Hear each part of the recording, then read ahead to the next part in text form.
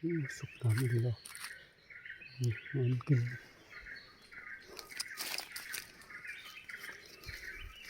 เต็มพี่น้องนี่เลยข้าวปลาพี่น้องพอคกมาให้สุกว่าสวยงามหอยกินก็สวยตรงกินแล้วพี่น้อง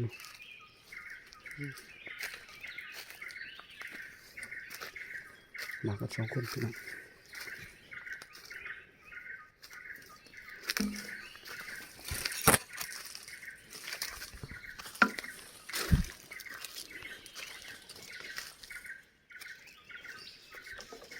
ติดตามกันพี่น้องสมานจะบอก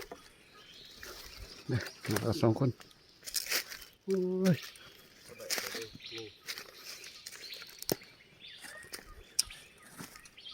พี่น้องหอยเก่าครับพี่น้องเอาหมดเลยเขาได้นกอันนี้นี่เขาไปมา2 มื้อสิเนี่ยพี่น้องกบมาให้วานสิขโมยมาลุ้นกันพี่น้องจะสมานจะบอกเนี่ยมากับนายพานเพิ่นมื้อนี้มา2 คน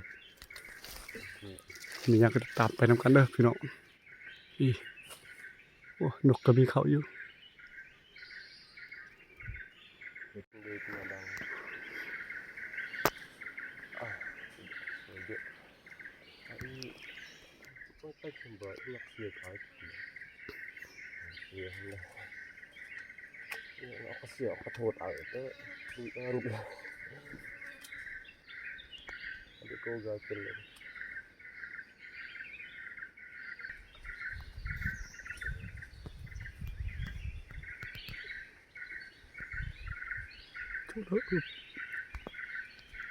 อยู่ลุมเขาเข้ากันไม่ยิงบนลุม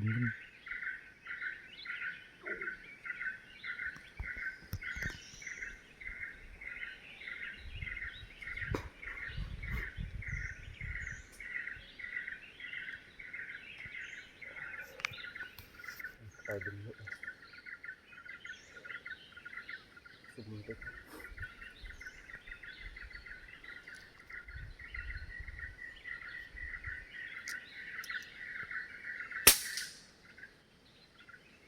บักเหรอดิบักเหรอก็เยอะฉันดูกูที่ตัดลองกันมาพี่น้องเด้ดักซุ่มอยู่นี่ปลากันเก็บนกพี่น้อง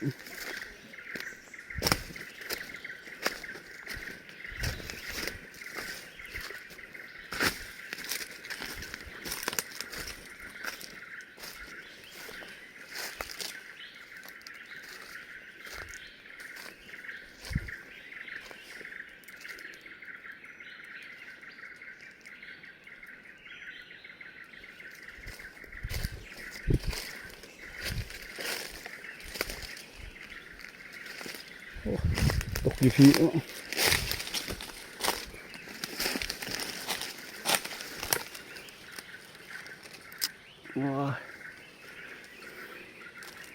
มันพี่น้อง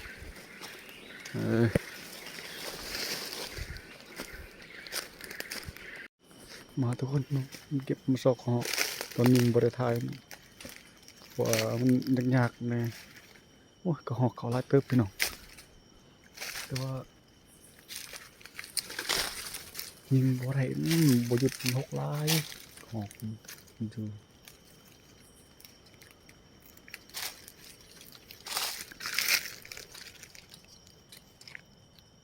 อ้าวอันนี้นกนี่ตัวนี้จะยิงบ่นกอันนี้นี่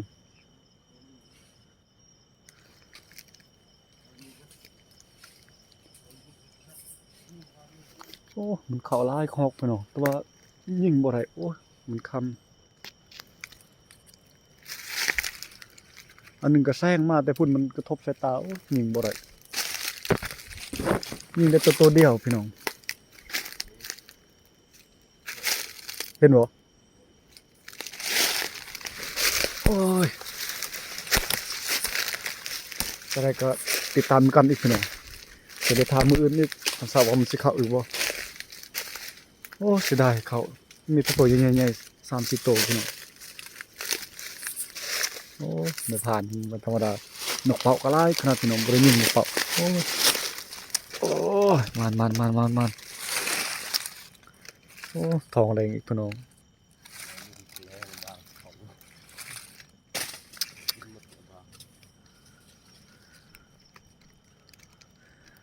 ตัวนี้ก็ได้ยิงสองลูกเด้อลูกอิดนี่บ่ได้ตกยิงตัวที่สองจิตกโอ้ยมันพี่น้องจะได้ตามไปทำการบื้นว่าเข้าอยู่บ่นกเป่าบ่ได้ยิงมันแต่ในผ่านตัวนี้แต่ตัวเดียวแต่มันเข้าลาย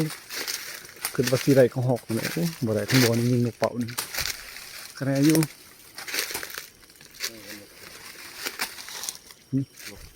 เลยนกลงน้อยเด้อ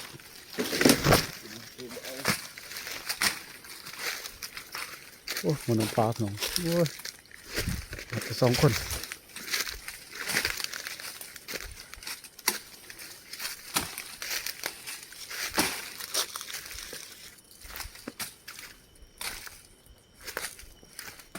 จะได้มือนก็ตามไปนำกันด้วยพี่น้องด้วยมีเขาจะปล่อย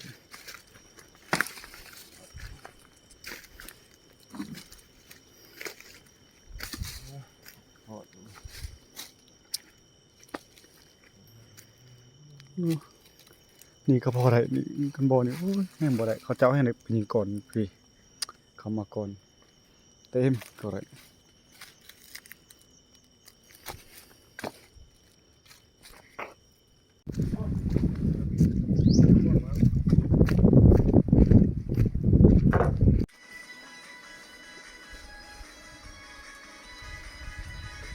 อยู่แจกแอบถ่ายวิดีโอเป็นนุ่งในอยู่แจกก็ดู